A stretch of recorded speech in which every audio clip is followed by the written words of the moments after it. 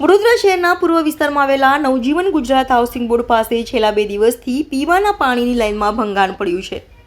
છતાં પણ કોઈ મરામતની કામગીરી કરવામાં નહીં આવતા હજારો લીટર પાણીનો વેડફાટ થઈ રહ્યો છે.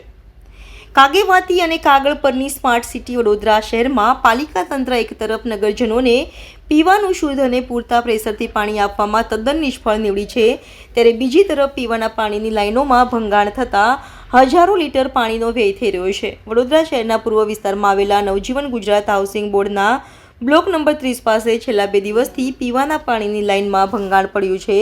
છતાં પણ આજ દિન સુધી વિસ્તારના કોર્પોરેટરો દ્વારા આ મામલે ધ્યાન નહીં આપતા દરરોજ હજારો લીટર પાણી વહીને ગટરમાં જઈ રહ્યું છે, જ્યારે પાણીની લાઇનમાં ભંગાણ પડવાને કારણે રોડ ઉપર પાણી ફરી વળ્યું છે.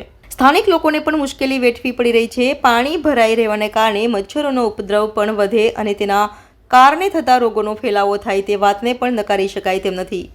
હાલ શાસકોનું રાજ હોય ત્યારે વિસ્તારના લોકો પણ આવી સમસ્યાઓ મામલે પોતાનો અવાજ ઉઠાવવા અને બોલવાનું ટાળી રહ્યા હોવાનું જાણવા મળ્યું છે. જ્યારે આ પાણીની લાઇનમાં ભંગાણ પડવાના કારણે વિસ્તારમાં લોકોને અપૂરતા પ્રેશરથી પાણી મળી રહ્યું હોવાનું પણ જાણવા મળ્યું છે.